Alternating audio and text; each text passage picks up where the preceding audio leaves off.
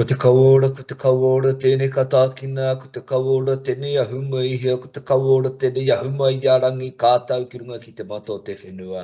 Ko te kauora, tēnei kātau ki runga ki a koutou, utira ki runga ki a tātou. Whano tumai te toki, haume hui e i tāi ki e.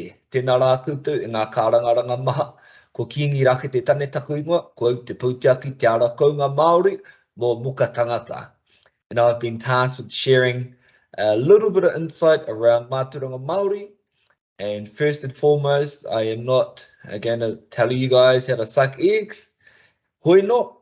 This is more of a insider into what we are thinking here at Muka Tangata and how we are looking at engaging with mātauranga Māori in the food and fibre sector. Nō reira, me ana kia koutou. I'm just going to share my screen here. So first and foremost, Muka Tangata, we do recognise that this is a very, very new journey, and we ourselves are still very early on in the journey.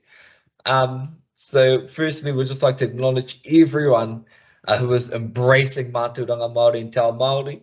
I know that it can be quite scary, particularly if you aren't too versed in the Māori world or in mātauranga Māori. But I think the biggest step anyone can make is firstly by engaging and acknowledging that this is the new journey that we are all on. So thanks to everyone for embracing Te Ao Māori. And I guess this is to share some of our thinking around Te Ao Māori and perhaps to share some good examples that other providers and PTs are doing around the motu. So this is very new to us, and I'm of the belief that this is the coming of a time. And I think kaupapa Māori, Te Ao Māori, now is on a really resurgence path, and I think it's now landed in the food and fibre sector, which is exciting because so many of our whānau all work in the space in Te Ao Māori. So first and foremost, this is such a new journey, and especially a new journey for us at Muka Tangata. So hea tēnei mea te mātauranga Māori. What is mātauranga Māori? I guess that is the $1 million question.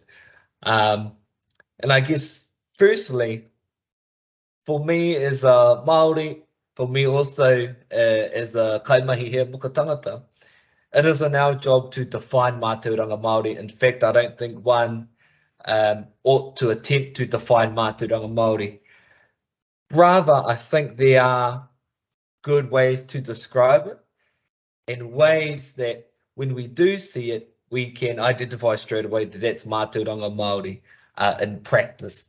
Now, in the picture, you can see that we have Matariki, our 9 stars, which has become a popular celebration here in Aotearoa now.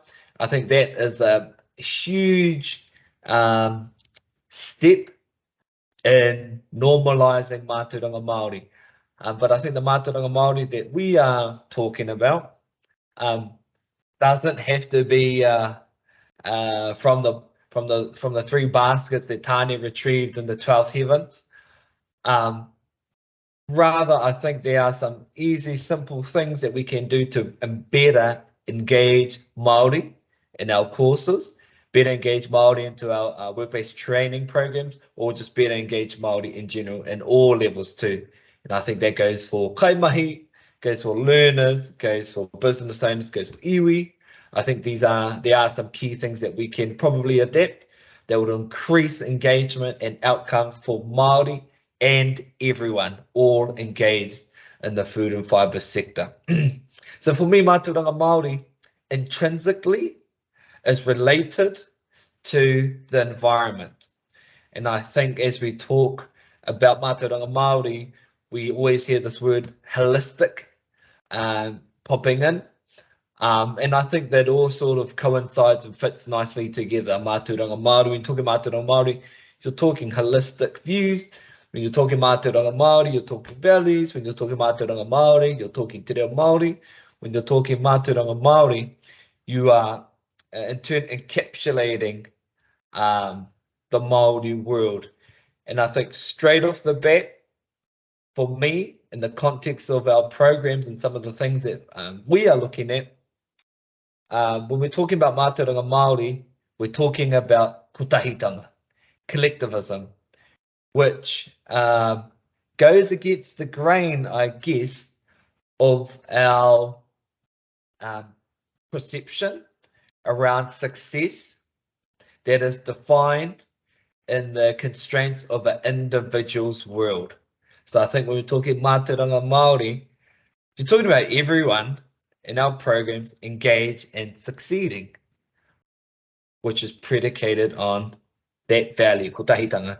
Now, mātauranga Māori, when we're talking mātauranga Māori, I think intrinsically we are talking core values. Now, these are some of the things that I hold dear to my heart, and these are definitely some of the things, some of the values, I guess, if you will, that led some of my practices in my mahi I roto I ngā tauko pahure nei in the past. So firstly, kotahitanga would be one of them. Collectivism. And I think we're talking collectivism.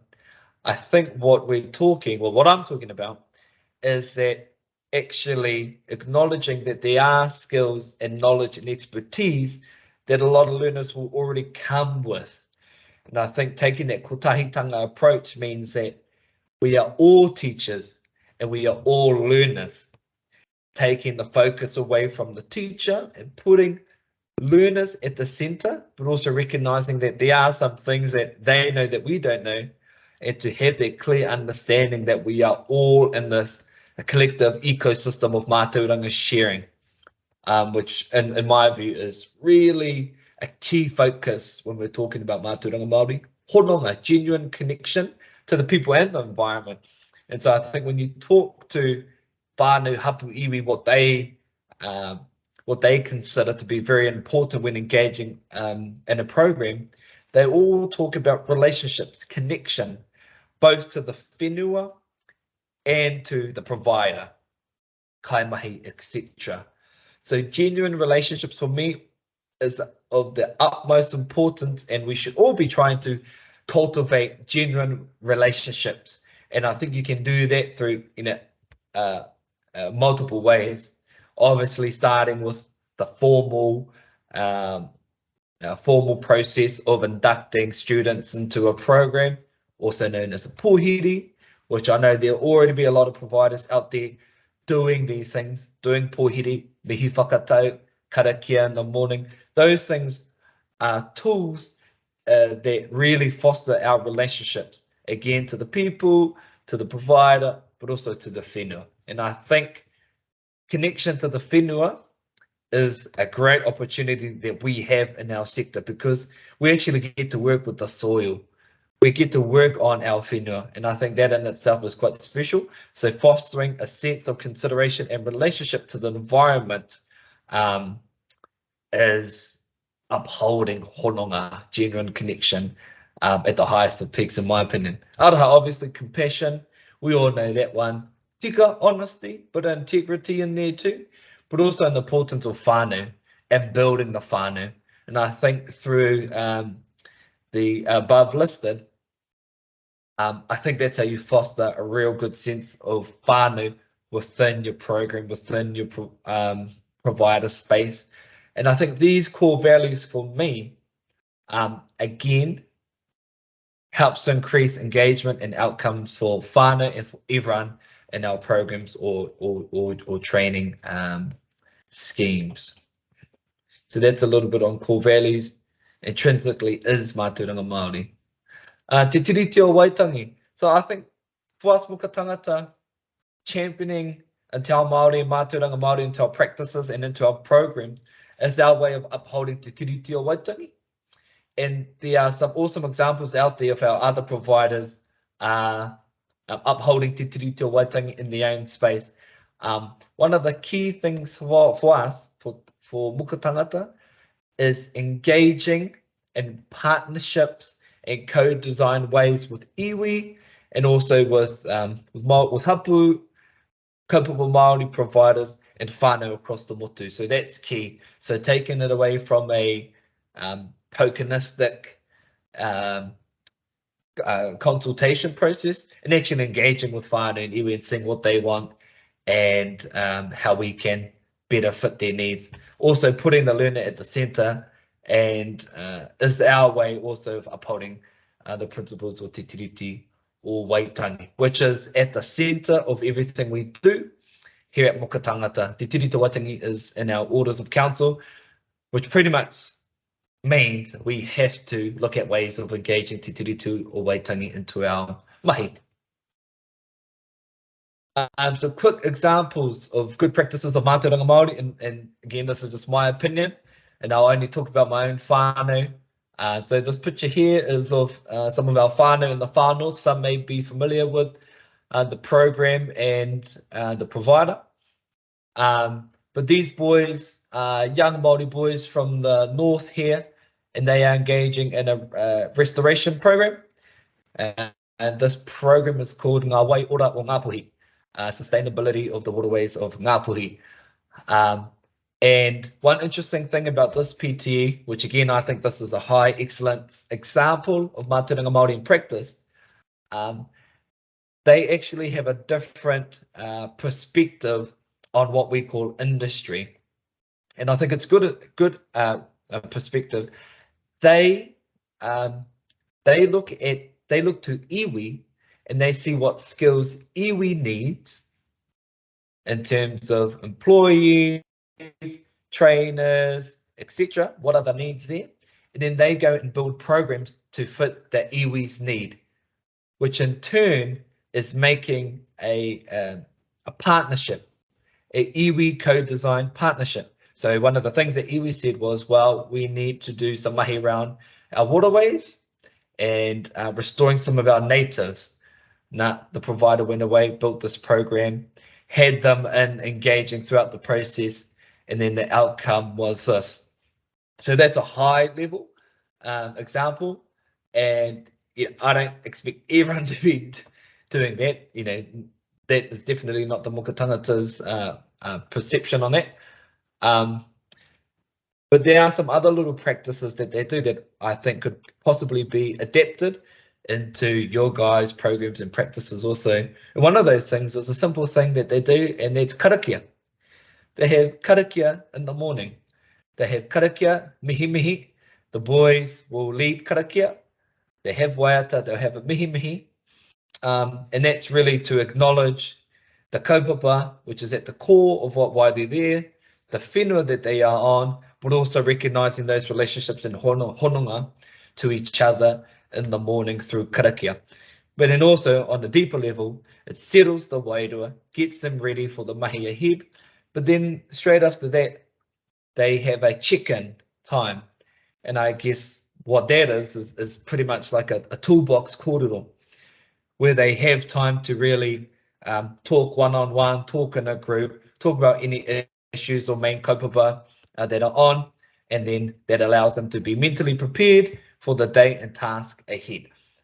So that is a good example, I think, of how we could potentially weave that in. It also brings into like the language, te reo Māori, and getting the boys familiar with that, which is also fostering the identity. This PTE in particular, everything they do is around identity, how the boys connect to the land, how the boys connect to the provider, how the boys connect to the kaupapa at the centre of the program, which in this case is whenua and waterways restoration.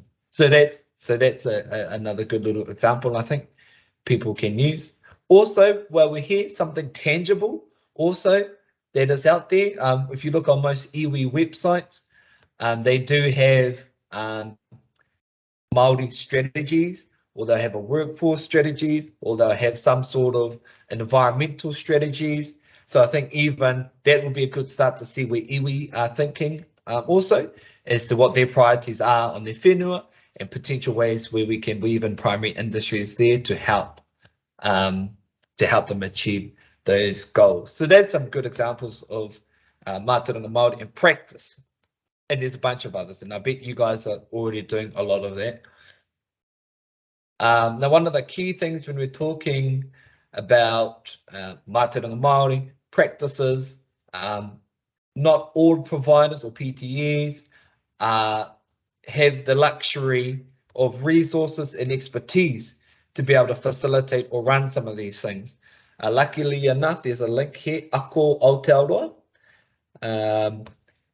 That's their mahi. They produce resources around engaging Māori, te ao Māori, mātauranga Māori, primary industries, fitting learner needs, etc. All on their website. So there's some main resources there. And I'll also be keen to know if there are some other resources that you guys are wanting. So again, Ako Aotearoa, mihi whakatau resources are on there, pōhere resources, te reo Māori glossaries, bunch of literature, heaps of practical examples, all on Ako Aotearoa.